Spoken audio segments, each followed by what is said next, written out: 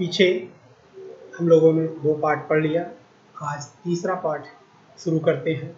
स्वावलंबनम पाठ का नाम है। इस पाठ में संख्यावाची शब्दाः तत् एतद् शब्दौ च इन शब्दों का अधिक प्रयोग है। कृष्णमूर्तिः श्रीकंठश्च मित्रे आस्ताम्। पहले इसका वाचन ही करते हैं एक बार। श्रीकंठस्य पिता समृद्धः आसीत्, अतः तस्य भवने सर्वविधानि सुख साधनानि आसन्। तस्मिन् विशाले भवने 40 स्तम्भाः आसन्।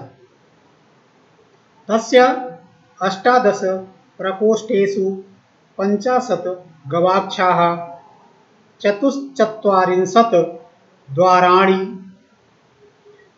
37 विद्युत व्यजनानि च आसन्।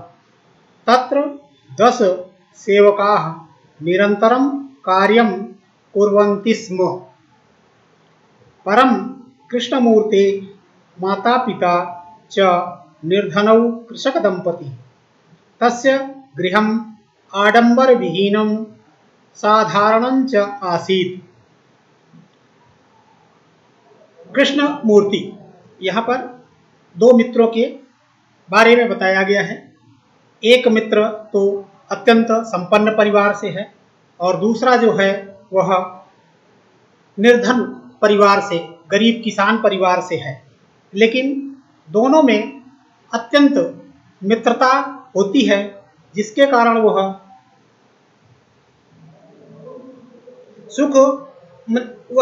यह नहीं अनुभव करते कि नहीं हमारा मित्र गरीब है, और वो दोनों हमेशा आपस में बातचीत करते हैं, मिलते हैं।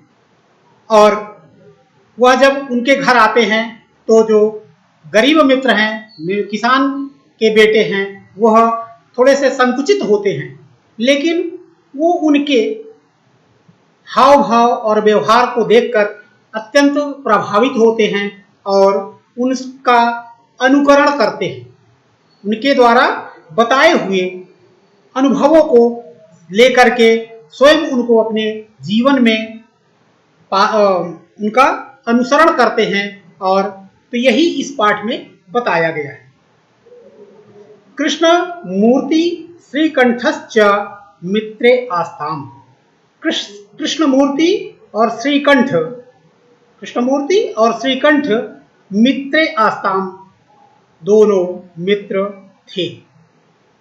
श्रीकंठस्य पिता समृद्धः आसीत्। श्रीकंठ के पिता समृद्ध थे, धनवान थे। अतः तस्य भवने, इसलिए उनके भवन में, घर में सर्वविधानि, सब प्रकार के सुख साधनानि आसन्। सभी प्रकार के सुख साधन के सुख साधन थे। हर प्रकार की सुख साधन, सुख के साधन जो थे वो सबके सब उपलब्ध थे।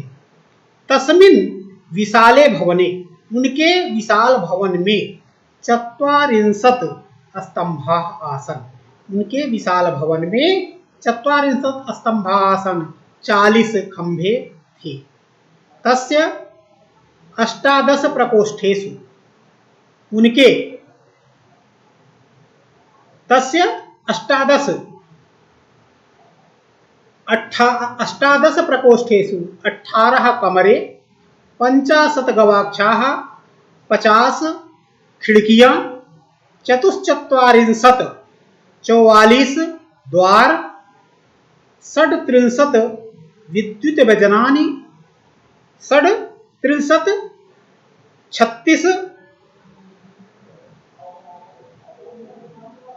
विद्युत व्यजनानि च आसन्।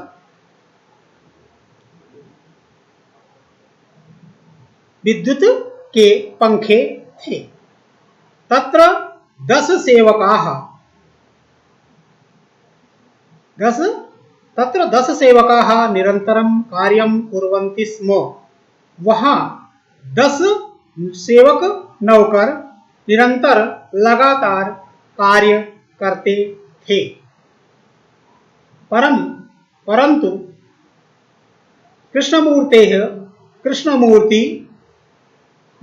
कृष्णमूर्तेः माता पिता च निर्धनौ कृषक दंपति। परंतु कृष्णमूर्ति के माता पिता निर्धन कृषक दंपति थे। तस्य गृहम् आडंबर विहीनम साधारणं च आसीत्। उनका घर आडंबर विहीन साधारण था। एकदा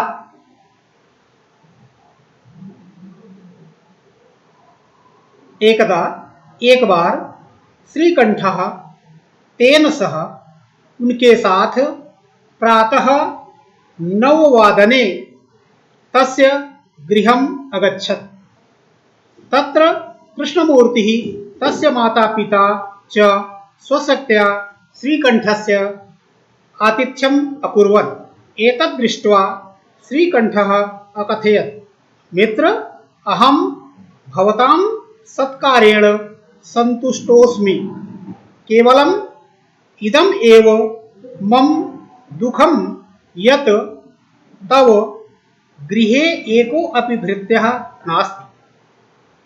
मम सत्काराय भवतां बहु कष्टं जातम्।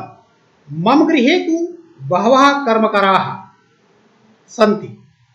तदा कृष्णमूर्तिः अवदत्, मित्र, ममापि 8 कर्मकराः सन्ति।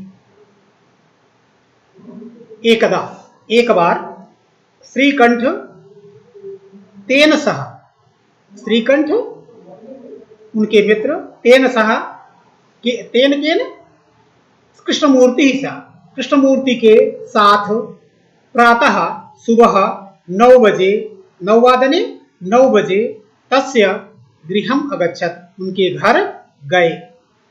तत्र कृष्णमूर्तिः, वहाँ कृष्णमूर्ति और तस्य माता पिता और उनके माता पिता स्वशक्त्या अपने शक्ति के अनुसार श्रीकंठस्य आतिथ्यम अकुर्वन्।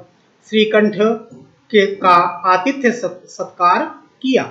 एतद् दृष्ट्वा, यह देखकर, श्रीकंठः अकथयत्, यह देखकर, एतद् दृष्ट्वा, दृश्य धातु है कत्वा प्रत्यय, दृष्ट्वा यह देखकर, श्रीकंठः अकथयत्, श्रीकंठ ने कहा, मित्र, अहम भवता सत्कारेण संतुष्टोस्मि।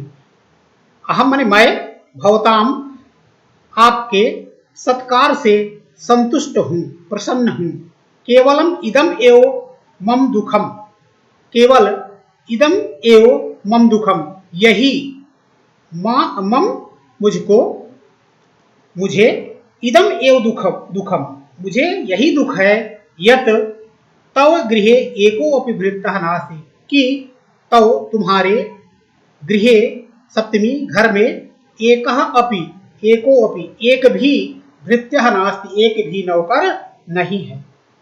मम सत्काराय, मेरे सत्कार के लिए, मम अवयोः अस्माकं सप्तमी, मेरे सत्कार के लिए भवता बहु कष्टम जातम, मेरे सत्कार के लिए, चतुर्थी सत्काराय, चतुर्थी भवताम आपको बहुत कष्ट हुआ। मम गृहे तु बहवः कर्मकराः सन्ति, मेरे घर में तो बहुत से नौकर हैं। तदा कृष्णमूर्ति अवदत्, तब कृष्णमूर्ति ने कहा, मित्र, ममापि 8 कर्मकराः सन्ति, मेरे भी मम अपि ममापि, मेरे भी 8 कर्मकराः सन्ति। 8 नौकर, 8 कर्मकराः, 8 नौकर हैं। ते च 2 पादौ, वे 2 पैर, 2 हस्तौ, 2 हाथ, 2 नेत्रे, 2 पैर, 2 हाथ, 2 नेत्र,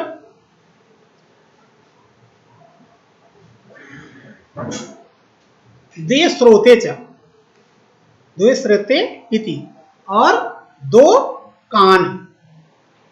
एते प्रतिक्षणम मम सहायका, ये मेरे प्रतिक्षण सहायक हैं।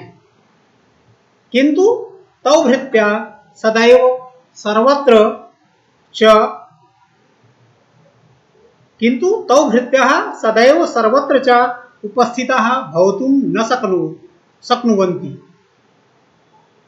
किंतु तौ भृत्यः, तुम्हारे नौकर सदैव हमेशा सर्वत्र सब जगह उपस्थित होने में, उपस्थित भवतुम, भू धातु है तुमन प्रत्यय, तो भवतुम उपस्थित होने में समर्थ नहीं है।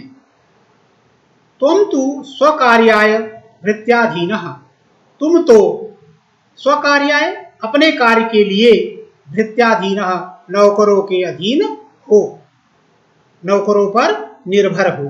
यदा यदा ते अनुपस्थिताः तदा तदा त्वं कष्टम अनुभवसि। यदा यदा, जब जब, ते वे अनुपस्थित होते हैं, तदा तदा तब तब, तुम कष्टम अनुभवसि, कष्ट का अनुभव करते हो। स्वावलंबने तु सर्वदा सुखम एव, स्वावलंबन में, अपने सहारे रहने में तो सर्वदा हमेशा सुखम एव, सुख ही है। न कदापि कष्टम भवति, कभी भी कष्ट नहीं होता है। श्रीकंठः अवदत्, श्रीकंठ ने कहा, मित्र तौ वचनानि श्रुत्वा मम मनसि महती प्रसन्नता जाता। मित्र तौ वचनानि, तुम्हारे वचनों को श्रुत्वा, श्रु धन कत्वा, श्रु धातु है सुनने के अर्थ में, कत्वा प्रत्यय यानी कर के अर्थ में होती है, तो श्रुत्वा सुनकर, मम मेरे, मनसी मन में, महती प्रसन्नता जाता, महान प्रसन्नता हुई। अधुना अहम अपि, इस समय मैं भी, अधुनापि अब, अहम अपि मैं भी, स्वकार्याणि अपना कार्य स्वयमेव कर्तुम इच्छामि, स्वयं ही करना करूंगा, इच्छामि। भवतु सार्धद्वादश वादनम इदम सांप्रतम गृहं चलामि। सार्धद्वादश वादन, सार्धद्वादश, सार्ध अर्थात 12:30 बजे हैं। इदम इस समय 12:30 बजे हैं। सांप्रतम गृहं चलामि, इस समय घर चलता हूं। इस तरह से यहाँ पर समय के लिए सार्धम, सपाद और, तो यह समय के लिए जो उसमें घटिका में, घड़ी में अंकित किए जाते हैं, इनके लिए बाद में बताएंगे कि इसके लिए कि सार्ध मुनि आधा होता है, सपाद होता है सवा, और पौने के लिए इस तरह से कौन कौन से शब्द प्रयोग किए जाते हैं। ये शब्दार्थ है, ये गृह कार्य है।